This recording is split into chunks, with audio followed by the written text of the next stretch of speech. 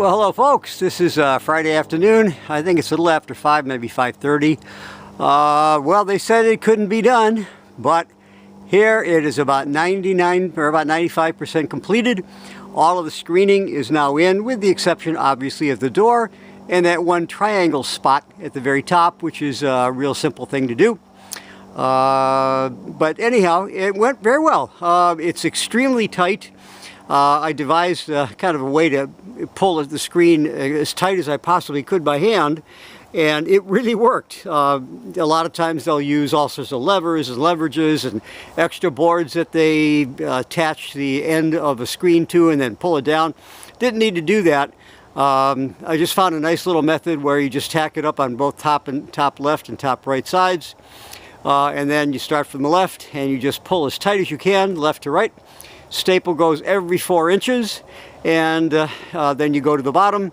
You put a staple on the middle of the bottom, pull the bottom left as tight as you can, pull the bottom right, and you just start stapling every 4 inches. I think I may have done it every 3. But anyhow, it worked out very well. Luckily, I didn't miscut a single thing. I do need to pick up one, and I kind of knew it, one additional roll. If you see that open triangle up there, that is the only thing that's left to go, and of course the door as well. One roll of 36-inch wide should do it, and we'll be done. But let me tell you, I'm going to show you what it looks like from the inside, and then we'll give you a go around, and I'll tell you. Okay, I'm inside now, and you can see it virtually is invisible. Yes, folks, you're looking through no seam screen. There's my trusty workbench, but there's no impeding. It looks like it's not even there. And even in spite of the fact that this is almost a 10-foot span, it does not need any center supports at all. That would have been a real shame. It's pulled so tight it almost pings, and that's really the way you want it. Again, here's the bottom, and again, it just measure twice, measure 3 times, cut once. It came out extremely nicely. So what I did though, if you'll notice, hope I don't get any sun glare, there's a double plate that holds the door, and in the middle of the door, above the horizontal 2 boards, there will be another vertical board that I just haven't put in yet, but I'll do that the next time we're here. And I'll get out of this sun glare. But what I'm going to do is that really solidifies. I mean, that wall is absolutely rock solid. It doesn't move a fraction of an inch. It doesn't move at all. But I realized that the screen that I have comes in 6-foot lengths. The 8-foot length you can get, but it's $100. So I thought, what the heck? Why not have one side match the other? And so I just added another 2x4 horizontal from one side, made sure it was exactly the same distance from the slanted roof, and there you can see I added the one additional brace in the middle. That'll keep that board from cupping underneath.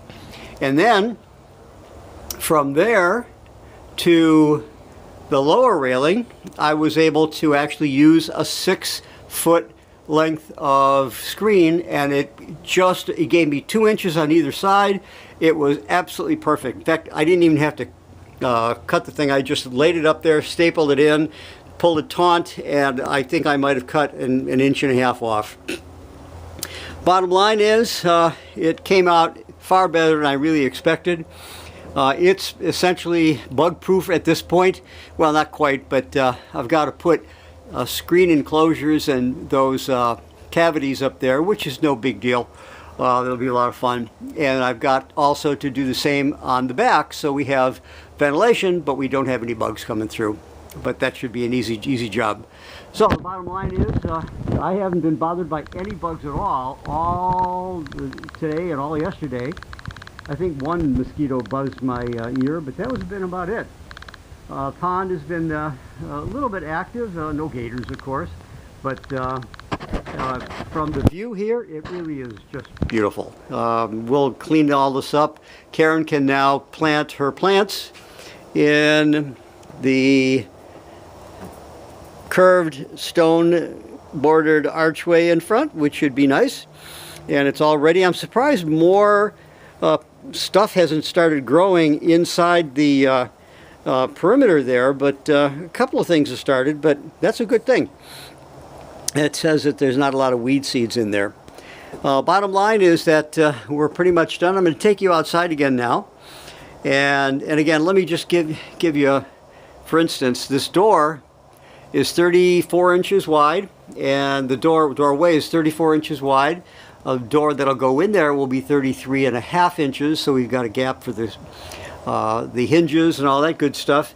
And then a little bit of the section right under that horizontal piece will be left open, and I think I'm going to keep that open for maybe a nice piece of glass that somebody I know maybe can paint a very beautiful graphic on, and leave that up to her imagination, like she needs more work.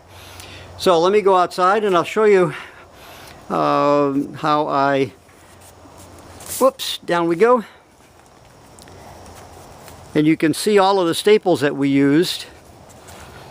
There's the railing, and that will be covered up by a 1.5 inch spline, so you won't see any of that stuff, and it will be completely invisible. The spline will go there. It'll go on the bottom edge. It will go up that side, which is a 2x4, 1.5 inches, and then we'll continue all the way down almost 12 feet. So once that's completed, you won't see anything but wood.